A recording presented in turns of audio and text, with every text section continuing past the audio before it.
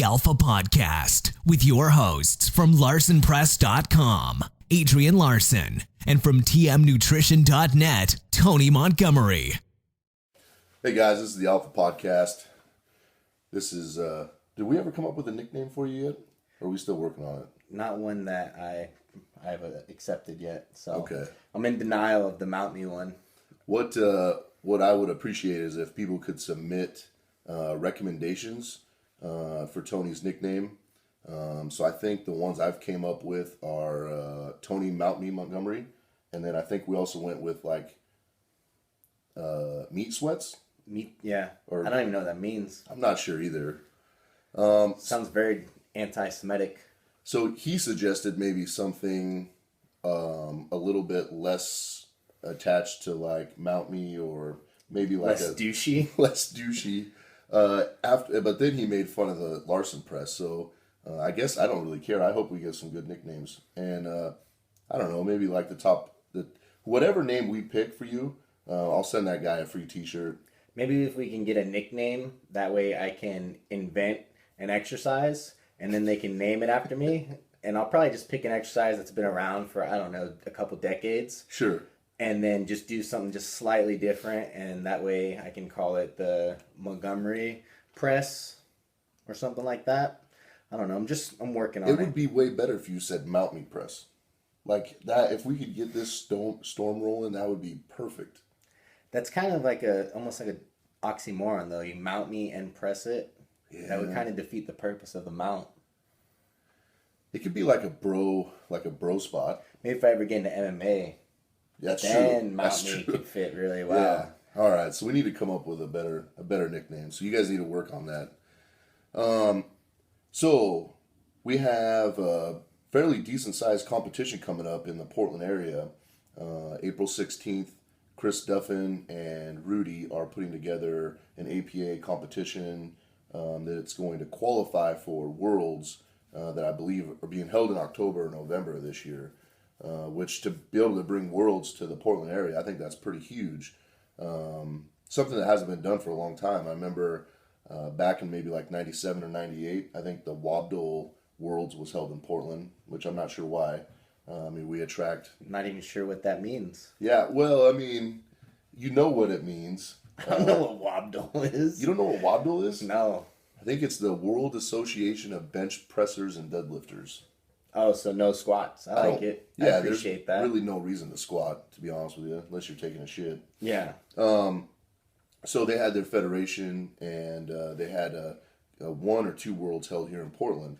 Since then, really nothing, no big scale like world or even national event has been held in Portland. So, well, there was a pretty big event about a month and a half ago when I arrived. What was that called? The meet and greet Tony Montgomery. The arrival of Tony. The arrival. This is starting to sound like the awakening. LeBron James type douchiness here. I almost had a press conference when I left CSA to announce my decision. Taking my talents to the P-Town. To Rose City, right? Isn't that what it is? Rose City? Yeah. But yeah, it should be a really good thing for the Kabuki Strength Lab. It's not EPC anymore. It's I know. Strength Lab. I try to change it. Every time I say Kabuki, I always say it a little bit different, and I don't want it to come across. Well, it's open for interpretation. Sure. Yes. Yeah. It's however you want to pronounce it. Just what it means to you in your heart is kind of what we're going for there. But the reason he switched it over is because he just wants it to be like a performance lab. Yeah. You know, because it's not a typical gym that anyone can kind of go to. He wants like people there that are going to be kind of doing different tests.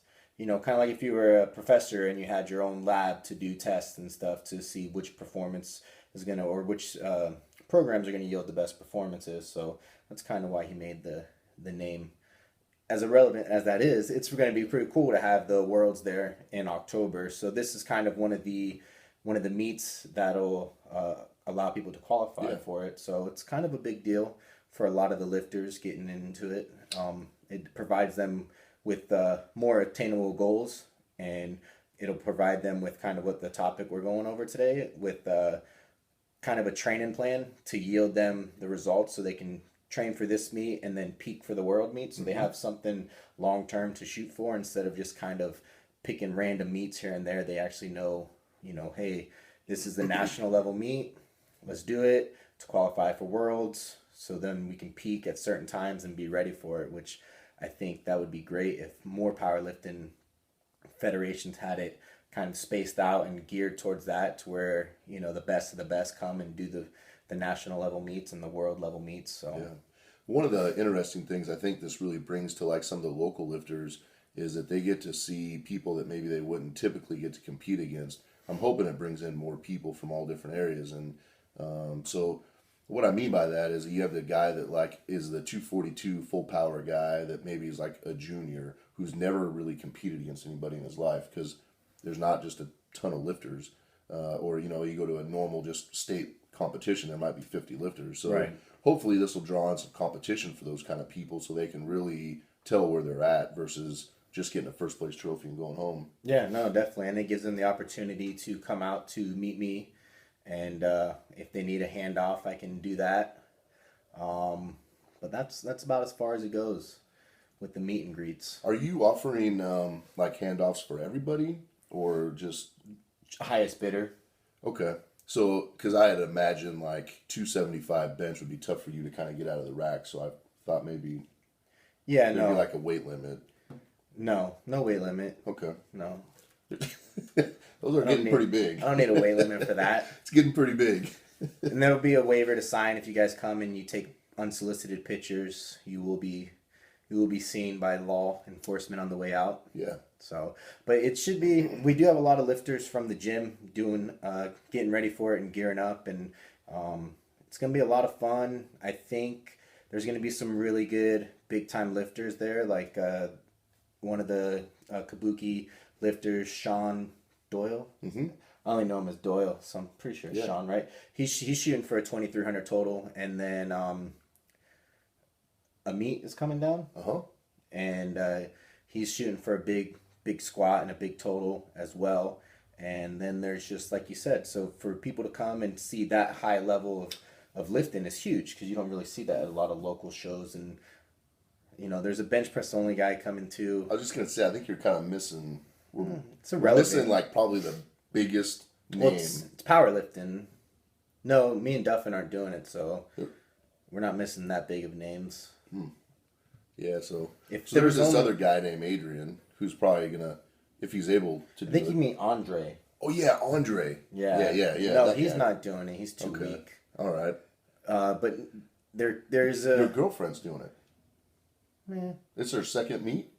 First meet. Yeah. All right. Yeah.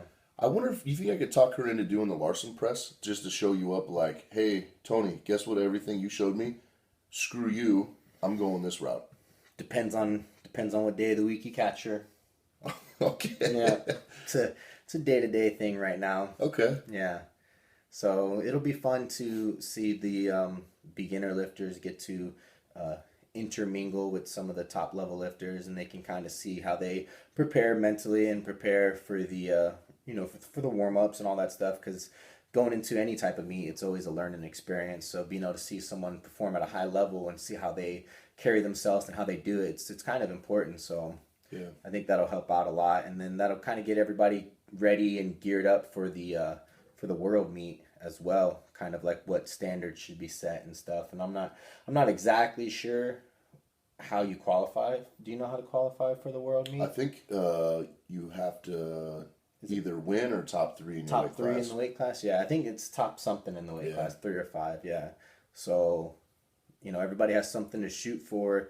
And that's kind of a good thing, too, because it allows people not to necessarily just chase after a total, but kind of chase after a placing as well, because I think far too many powerlifters go to meets not to necessarily win them, but they just go there and they shoot for like a huge PR when all they really need it was like maybe to match their best previous deadlift, and they would win the meet instead of coming in third. Yeah. Yep.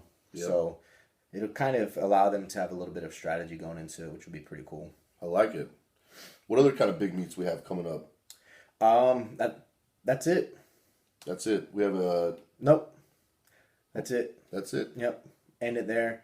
No, actually, there's Gracie's meet is the weekend after down in San Diego. It's RPS US Open, and it should be a really big meet. I'm looking forward to it. It's gonna be a lot of fun. Some top level lifters are gonna be there. I want to say that 3 to 4 lifters are gonna be squatting over 1,000 pounds in wraps, and then there's gonna be some multiply guys there.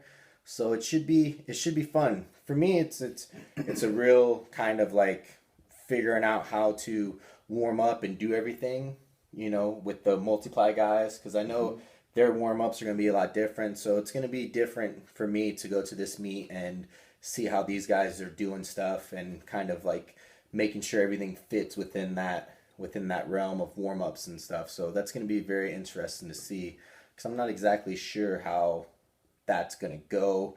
And I'm not really sure what kind of equipment they're going to have in the warm-up rooms. It's going to slow things down for sure. Yeah, so I've never had to deal with that, so it'll be interesting to kind of see. And then it'll be cool because Jesse Burdick and all those guys from CSA, some of my friends are coming down, and they're doing the meet as well.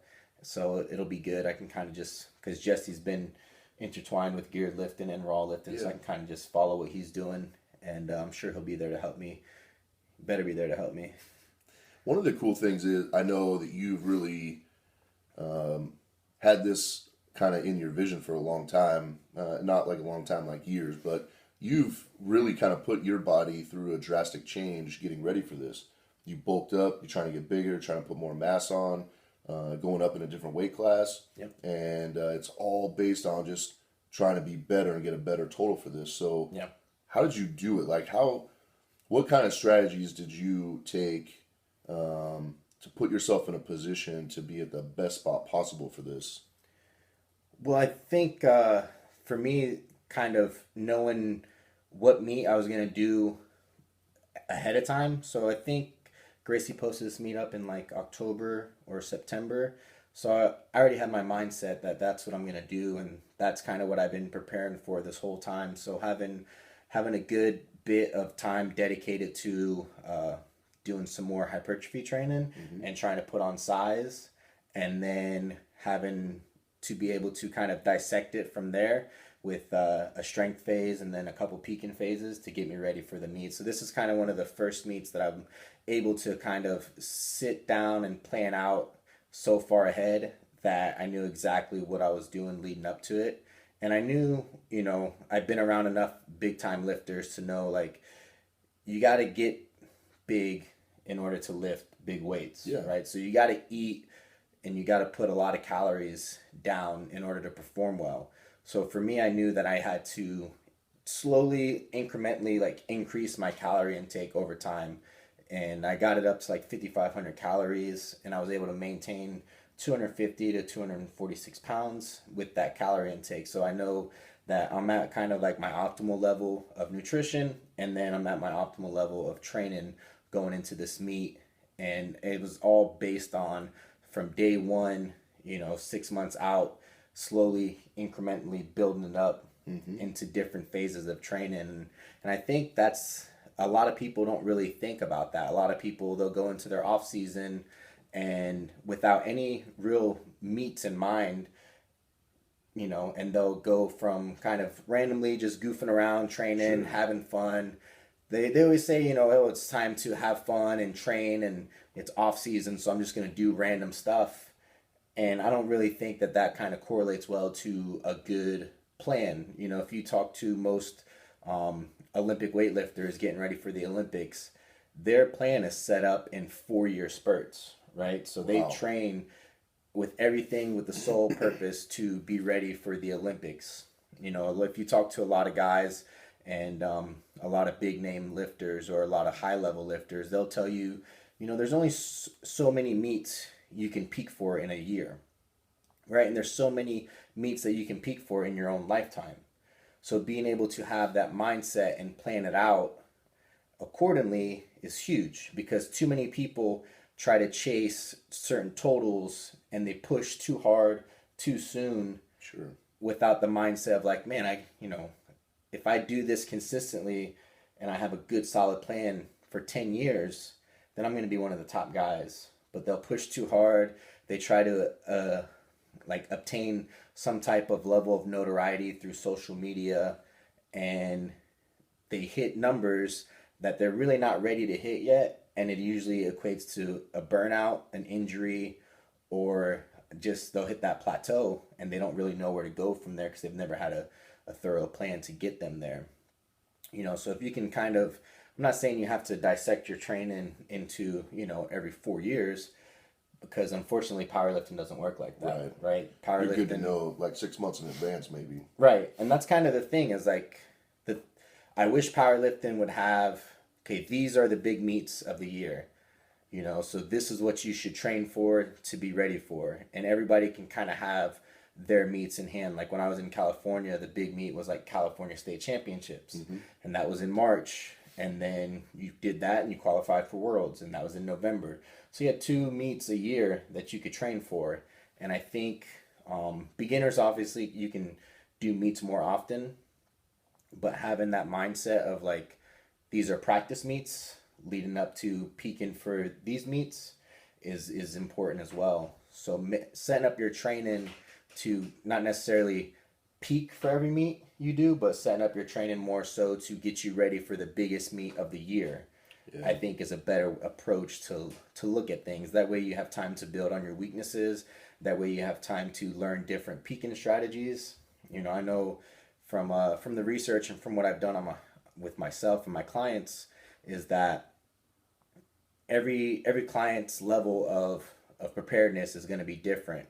So being able to figure out that by practicing throughout the year kind of gives you a better understanding of how to ultimately peak for that one big meet, So doing a lot of practice runs of hypertrophy phases mixed with strength phases, mixed with peaking phases, and just seeing how your body reacts to that is going to give you a bigger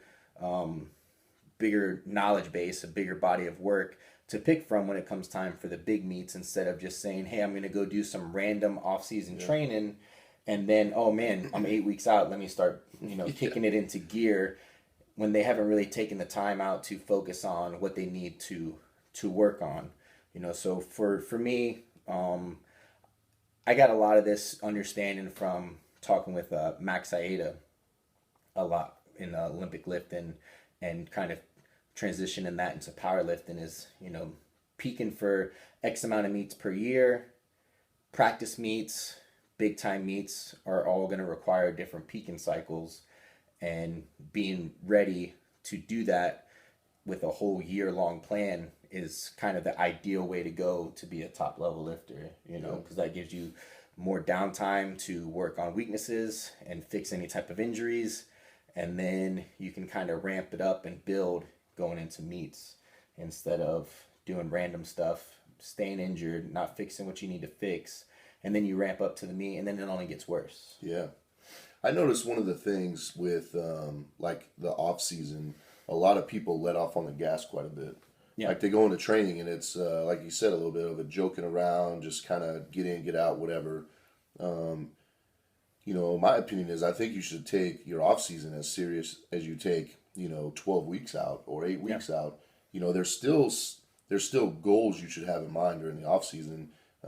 However, your training setup is going to look a lot different than it's going to look 4, 8, 12 weeks out. Yeah. And I think a lot of people need to wrap their head around that is, even if there's not a competition in mind, powerlifting isn't a sport that you can kind of sit back and go, all right, I'm going to take 3 weeks off and see what happens. Right. Yeah, I think year-long planning too has everything to do with not necessarily only the way you're training, but how your nutrition's set up, and then also if you're not a drug-free lifter, how your gear's set up. All that kind of plays a role into getting you ready for the meet, right? If you're going hard all year round, and then you think, okay, like there's only one way to get better at something if you're going hard all year round, and that's just to go even harder. So how long is that really going to last? How long is that going to be sustainable for? And then also on that end, right, if you're trying to maximize your weight class, if you're a raw lifter, there comes a point in time where you have to do year-long nutrition as well. For me, I like to set up my nutrition to where I'm getting most of my calories, the bigger amount of calories going into a meet, and then right after a meet, I'll try to work on dieting down a little bit, losing some body fat, and you'll see a lot of a lot of high level lifters do the same thing. And kind of one of the biggest guys I've seen do it is like Sudrunas Savickas. If you ever watch him compete, he has a big gut. He's huge. But then if you watch him in the off season, he's pretty lean. He's pretty shredded. And so he gets bigger going into the contest because that's going to allow him to lift the most weight. You have more adipose tissue, more stuff around your joints. So that's going to create less pain and then just gives you better leverages to do the lifting. And then after that, you get your nutrition back in check. And that also plays a role with insulin sensitivity. It plays a role with all kinds of other stuff, right? So if you can kind of do everything with the idea of, you know, this is how I'm going to do X, Y, and Z instead of just making it so random, you know. So for me, I'll peak for a meet. That's when my calories are high. That's when my intensities are high. And that's when my volume's low. Mm-hmm. So that's going to allow for maximal recovery to be ready for the meet. And I'm already lifting the heaviest amount of weight I'm going to lift going into the meet. So I've primed my nervous system. Everything's kind of ready to go. Then after the meet, I'm going to start reducing my calories. So that's going to help with insulin sensitivity. So I'm going to be more insulin sensitive. So that way, whenever I start training again, I can do more higher volume training. And that way I can work on building up weaker muscles. You know, so you build up through hypertrophy. You don't build up through strength. Right. Right. So you do that for 6 to 12 weeks, diet a little bit, get some of the excess body fat off. And then when you go into kind of like your next hypertrophy cycle, and then you can start upping the calories, your insulin sensitivity is super high. Your insulin resistance is super low. So then you start adding in those calories along with the hypertrophy work. Then you're going to be able to build bigger muscle. Bigger muscle is usually going to be a stronger muscle over time. So right after meet, it's more of like prehab work, weakness work, hypertrophy work, right? Fixing any type of injuries that you have and making any type of imbalances become a little bit more symmetrical. Then once you get that in check, whether it be 6 to 8 weeks, then you start bumping up the calories again, getting into more of a hypertrophy phase. Then you can start putting on good quality lean muscle mass, right? Because if you ever see a bodybuilder, they'll diet down, and then after the show, they had that huge rebound. Yeah. So you want to do that. You want to take advantage of that too as a power lifter, you know, because if you're trying to maximize your weight class, you want as much lean muscle mass as you can on your body with minimal body fat in order to perform at a high level, right? If you're going extremely low body fat, then your performance is going to suffer. So you want to be able to kind of wave back and forth throughout the year that kind of mimics some of your training. Yeah. Do you do your stuff as a single lifter, right? Do you do anything kind of differently?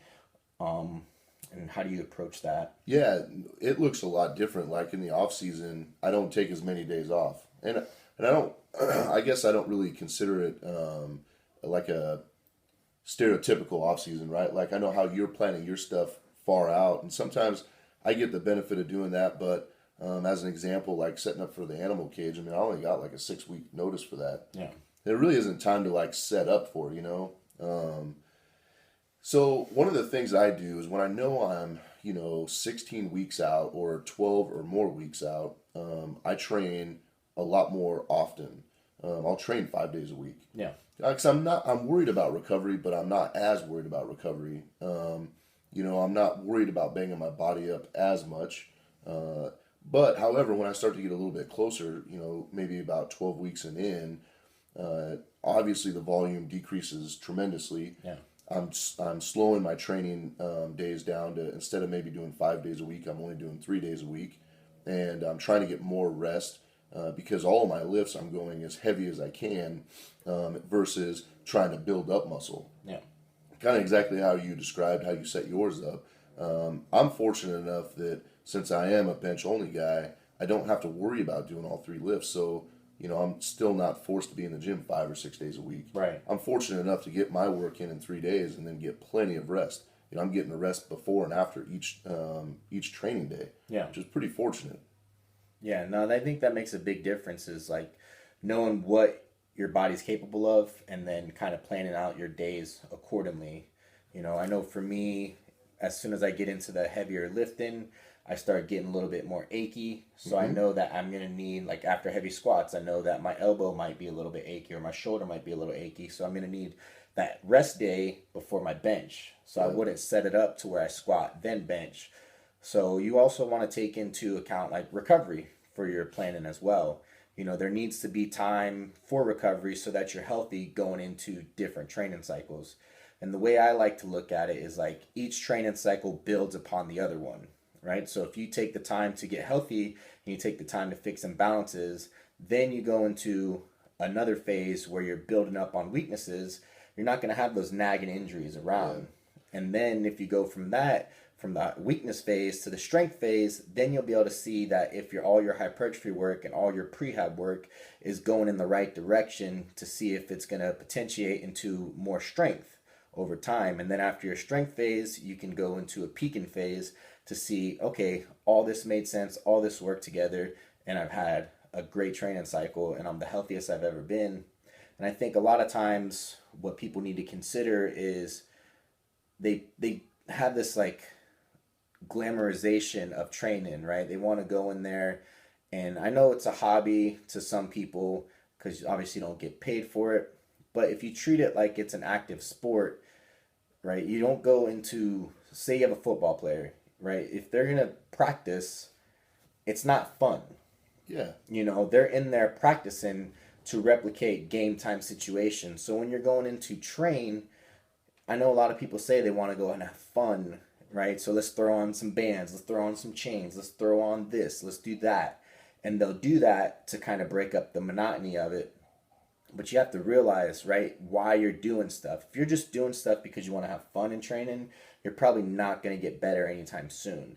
If you're doing stuff because it makes sense and that's one of your weaknesses, then you wouldn't just leave it in for a week anyways and then forget about it the next week too, right? So say if you're into throwing on accommodated resistance like chains or bands or different type of specialty bars, there's a reason why you're putting that into your system. Leave it in there long enough to where you can get the value out of it. And that could be anywhere from 4 to 8 weeks of training with it and ramping up the volume and ramping up the different intensities. So say if you're doing chains, you may start phase 1, week 1, with 1 chain per side for a 5x8. The next week you can put 2 chains on, 5x8. 3 chains, then you can start adding different weights. And that way you have something that is progressively overloading week to week, building on the weakness that you found because apparently your lockout's weak, so you want to throw chains on there to strengthen that up. Yeah. If you just do that for one day if you just say, hey, today's my chain bench day because my lockout sucks, and you do that and then you don't do it again for another 10 weeks, that kind of defeats the whole purpose of why you're doing it. So if you come up with an exercise that you think has some type of value to it to put into your training, leave it in there and just ride it out and see what happens.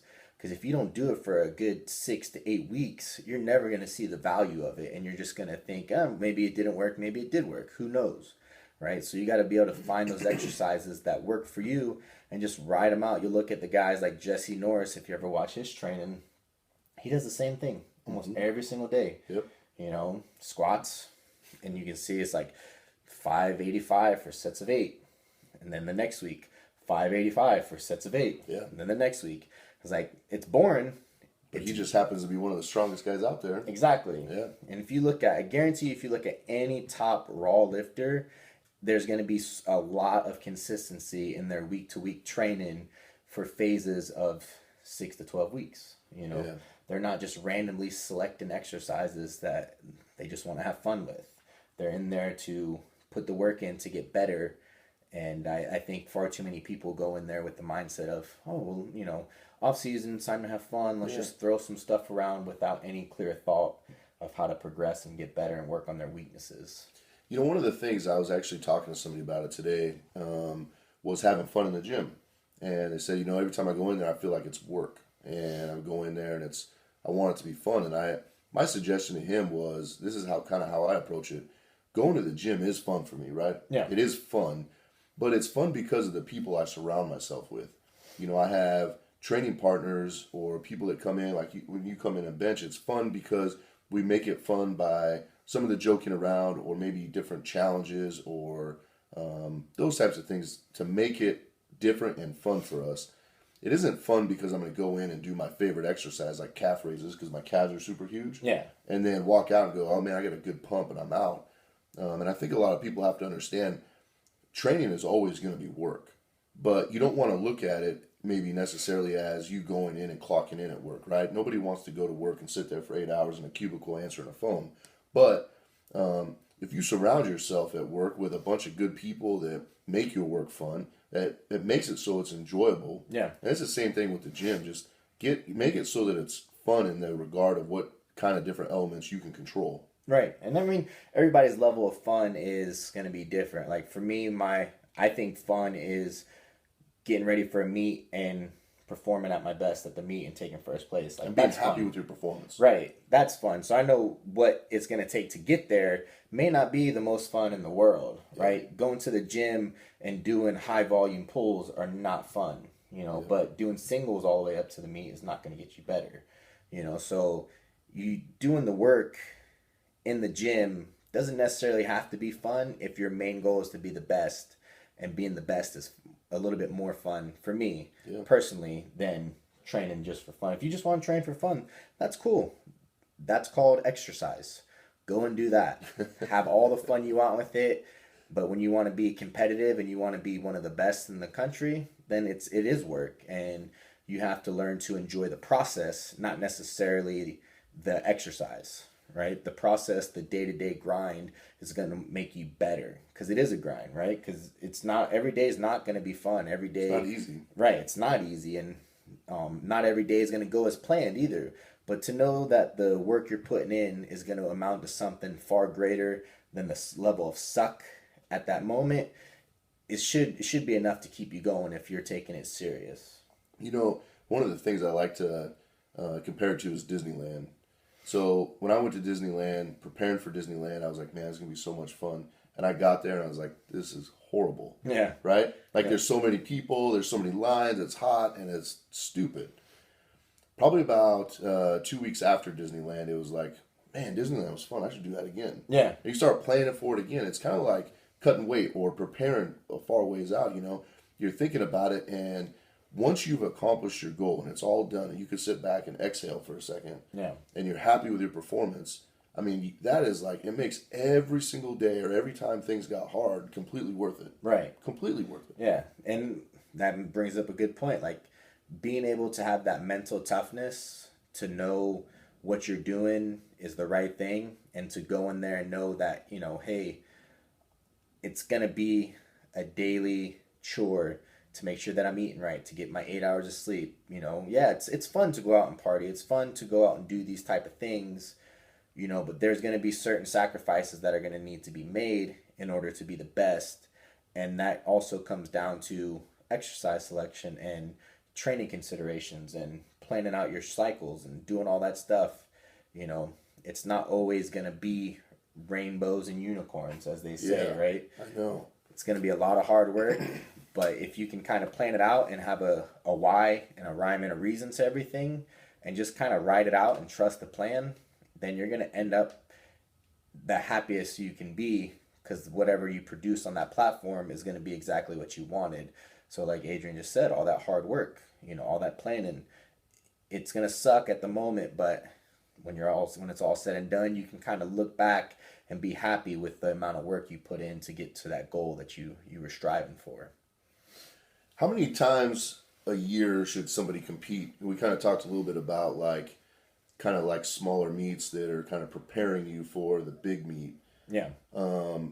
It's unrealistic. I think at times, back in the late 90s, there were competitions in the Portland area, Portland, Salem, Vancouver, Seattle area. You could probably have done one every other month. Yeah. Because it was so saturated. But realistically, thinking about performing at your best for a competition, how many would you plan a year? To perform at your absolute best, you'll probably only be able to do that once to twice a year, depending on your level of strength.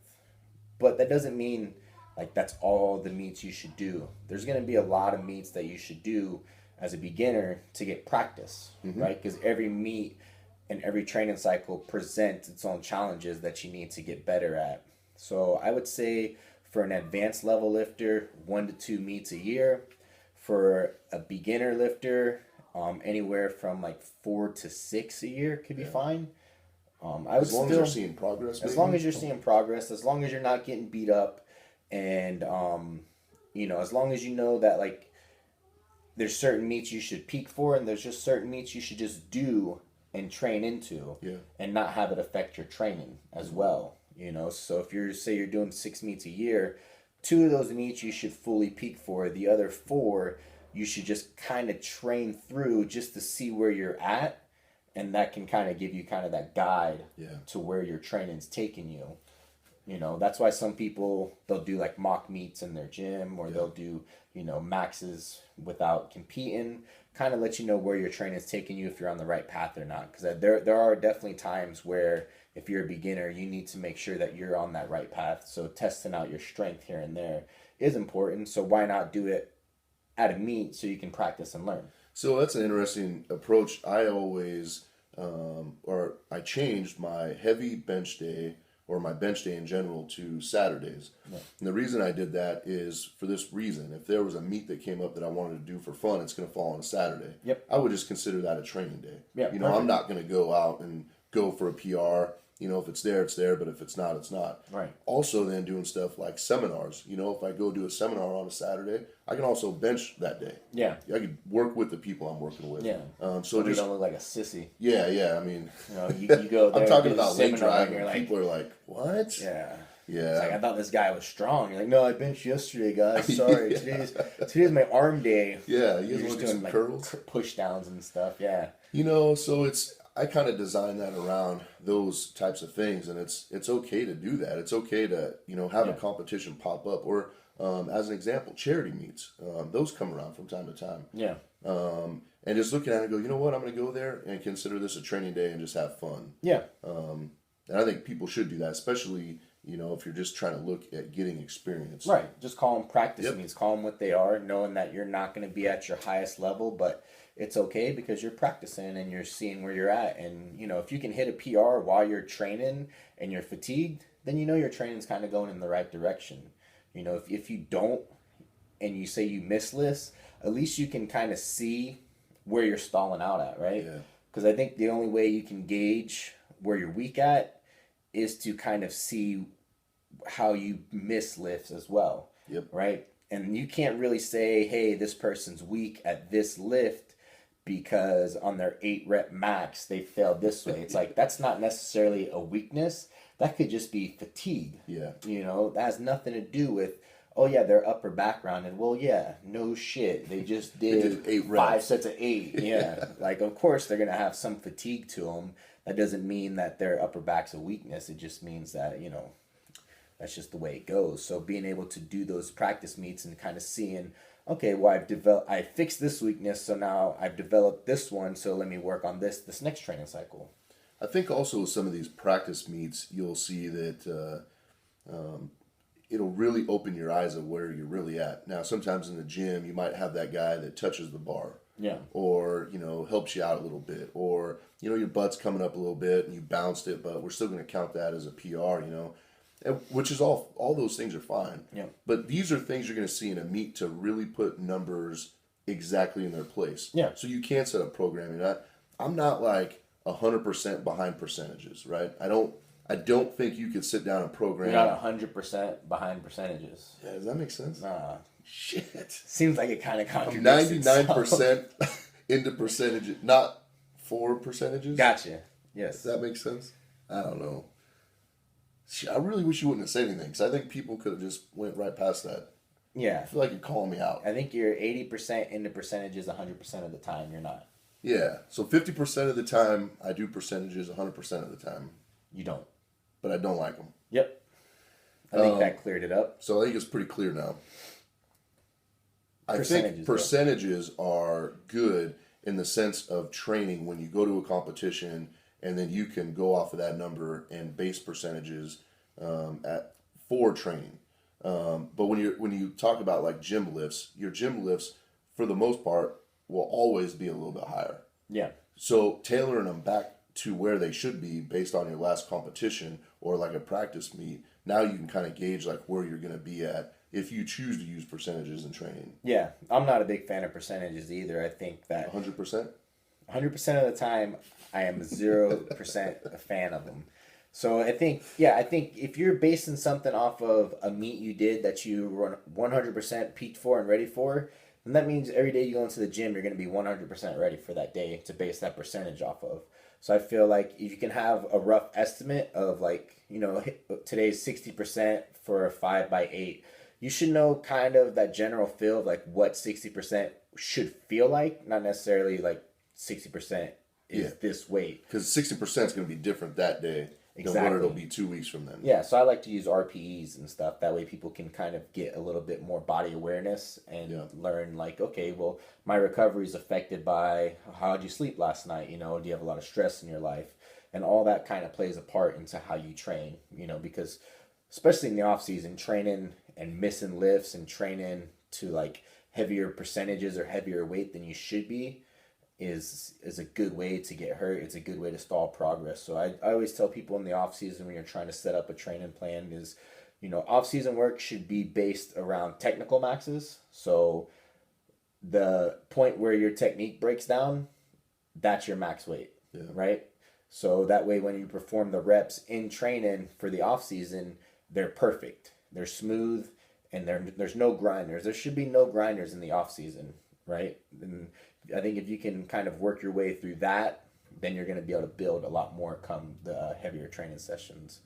So always preaching like perfection through technique, perfection through bar path and form, and then no grinders, because obviously if you're grinding a weight, it's not going to be the muscles that you want to use to perform the lift. So then you're not really getting the benefit of it anyway. So if you can think of training in terms of like X plus Y is going to give me Z in training, so why would I do stuff that doesn't give me the outcome that I'm looking for? If I'm trying to work my quads and I'm doing stuff that's going to round me over and put more emphasis on my upper back, then how am I developing my quads? So you got to eliminate those variables that are contradicting your weaknesses and build from there. I know a lot of guys, they'll pull and they'll be like, oh, I have to put on straps because my grip's giving out. Mm-hmm. So, for me, I'm like, okay, that's fine, right? Do your main sets because your grip's giving out with straps. That way you can get the performance you need for your deadlifts. But then at the end of the training session, work on your grip. Right. Because that's where you're lacking right now. Right. Yep. If your limiting factor is your grip and you're training your deadlifts that day, then you can't let your grip affect your deadlift training, right? So do your deadlift training. If you got to use straps, use them. And then after that, focus on your grip. So everything in training should have its priority to the specific need that you're looking for, And sometimes training won't be fun. Sometimes you're going to do things that aren't super fun. No. And that's just the way it is. Yeah. You can create fun by, surrounding yourself with certain people, right? Whether or not I go to the gym to bench with Adrian in the off season or bench with him getting ready for a meet, it's fun because he's stronger than me. So I'm going in there to chase after him that day, and I hope that I can beat him on a certain exercise. Mm-hmm. For me, that's fun. So you learn how to create different levels to create more fun. People you hang out with, the people you bring to the gym, that way you don't have to focus on the training being fun, but the group that you're surrounded with is going to make that fun. Yeah. And I think that's extremely important, because if you're just in there grinding away day in and day out and you don't like the people you're training with and you don't like the way you're training, then that's not going to last. But if you know that this training is the best for you, then you got to find the people that are going to bring the best out of you, and that's going to make it that much more fun. Yeah. I concur with that statement. Excellent. The only one of the day. 100% of the time? 100% of the time without using percentages. Excellent. Yeah. So definitely take the time to consider your nutrition to match your training, to match the time of the year it is, and everything needs to kind of go hand in hand. That way you're not randomly just doing stuff just to do it, right? You don't want to do stuff to fill time. You want to do stuff with a purpose to become the best lifter you can be at the biggest stage, whether it be a world meet, whether it be an expo, whether it be, a big time meet like that. Or just a meet and greet with you. Well, yeah, that's That's what you should really peak for. You should be peaking for that. The handshake. Yes. Yeah, we'll go over that next podcast, the proper way to grasp and shake. That way you're not a douche. That's why I always wonder is like when people shake your hands, do you like really like get in there, grab it hard and shake it? Or is it kind of more like, hey, I'm here, I know I'm strong, so I'm just going to lightly shake your hand? Yeah, you just want to you want to grab it firm to let them know that you're there, but you don't want to try to break their shit, and be a douche. I hate the guys when you go in for the shake, the premature grabbers, sure, where they get your fingers like that, they pinch it, and it's what do you want me to do? Yeah, what are you trying to demasculate me in front of everyone? What I always do when that happens is I just scream as loud as I can. Quit staring at my dick. They let go, and then you can go in for it again and redo it. Yeah, and it's also really confusing too because nobody just does handshakes anymore. That's true. I went to go shake someone's hand, and they gave me fists, and I was just shaking their fist. Yeah. It's like, that happens really so awkward. many times. Yeah. Do you go in for the half hug? Do you don't half hug? I'm kind of a short guy, so when I go in for the hug, I'm getting man booby in my face, moving around, shit to turn. It's, I don't know. It's weird.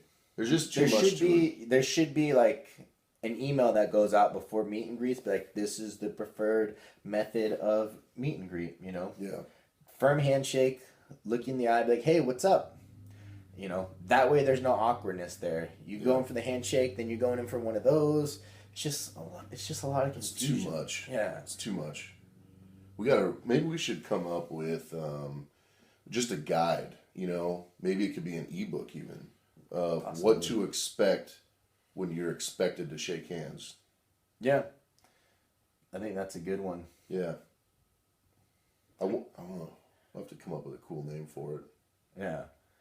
So I think if you take those training things into consideration, I think that's going to provide you with the best outcome to stay healthy, stay consistent, and have a long career within the lifting realm for any sport that you do. And make sure you chase the progress. That's what I think people should really be geared towards, is look at where your progress is. And based on your progress, you're doing things wrong or right. And that's where you're going to make adjustments. And my guess is that you're a pretty personable guy. If people have questions, maybe even around this or even training, I'm sure they could reach you through Facebook. Yeah, no, definitely. Instagram, your website. Yeah. And help with some pointers. Yeah, unless it's a meet and greet. Yeah, because if I'm training in person, then there's a difference between Gym Tony apparently. Sure. And I could regular see that. Tony. I could see that. I've been told. I don't know. Yeah. Apparently I'm unapproachable. I think it's the beard. You look way meaner with a beard. When I met you before, you looked like you were nice and, Yeah. slick back hair, no beard. It's like, oh, he's a pretty friendly guy. And you come over and I'm like, whoa, got a fucking beard? Yeah. What's going on? Yeah, I mean, it's called old age. You can't Yeah. grow hair on the top of your head, so you got to grow it on your face. I understand. I've had that problem. Clearly. Yeah. Yeah. Where can people find you? TMNutrition.net and Tony Montgomery Jr. on all the social media and TM Nutrition on YouTube. I feel like sometimes when I write out Tony Montgomery Jr., we need to shorten that up. Well, that's my name. Huh. I'm paying homage to my father. Okay. Well, fair enough. I'll let it slide this one time. Don't you disrespect my dad. Sorry, sir. Sorry. Hey, you can find me at larsenpress.com. You can find me on Instagram and Twitter, Larsen Press, Facebook, and YouTube under Adrian Larsen. Larsen. I feel like you hide behind your exercise name. Yeah, people asked me at the expo what my name was. I just said Larsen Press. Yeah, or they can just take a picture of you and not know who you are. Yeah, it's super awkward when that happens. That also at the expo, somebody asked me if I was Mark Bell. I should have ran with it. Again, yeah, I'm Mark Bell. Yeah? I should have done that. But I'm just not that clever in the heat of the moment, I don't think. And yeah, you don't really strike me as a guy that can just come up with stuff off the top of your head. My stuff is well thought out. Premeditated. I got jokes for next week's podcast. Yeah, already written down. Yeah, ready to go. Yeah, after this one, you're gonna go and memorize them, so that way. Flashcards. Yeah. You gotta work on that, man. Being witty is something that you should just be able to come naturally over time. Yeah. I know. It's something I'm working on. That and leg drive. What can I say? Well, yeah. I mean, if your wittiness is anything like your leg drive, we're going to be in for a rude awakening. I just feel like not everybody could have the full package, right? They can't have a big bench, good looks, big muscles, almost a six-pack. Just you can't have the whole package. Almost a six-pack. Yeah. So by almost, you mean kind of like non-existent to the point of... Yeah, what I mean is that sometimes when I sit down, it rolls a little bit, and so it looks like a six-pack. Like a six-pack of hot dogs. Yeah, if I go like this and then kind of like hide a So little. not necessarily like a six-pack of abs, but like a roll I never said a of six-pack hot of dogs. abs. I never Like once said a six-pack abs. Look like you got a pack of hot dogs Yeah. rolled up underneath your shirt. Yeah. Okay, that makes It a looks little like a more six-pack. sense. Yeah. Of hot dogs. Yes. So, Man, this is a rough one. yeah, we gotta figure out a better way to close. Make sure Maybe you guys. Should we twerk? No. Make sure you guys, if you like the podcast, make sure you guys review and like and do all that fun stuff and share as much as you can. And I promise you, by the time this one comes out and we keep doing them, we'll have a closing to it. Yeah. So it's not this awkward banter back and forth. Make sure you leave comments down below too. Below Below there. Leave your comments. Maybe some episodes you want to see, topics you'd like us to discuss. Maybe we should do them shirtless. Maybe we're not wearing any pants. Yeah. Like, just, whatever you guys Things want like to come that. up with. If you want me to drop it on the table. I mean, whatever. We could use some suggestions. Yes. But we also primarily need your name. We need a nickname. Yeah. We really appreciate that you guys watch our stuff and that you guys come to us for information. It means a lot. So thank you guys, and we'll catch you next time on the next podcast.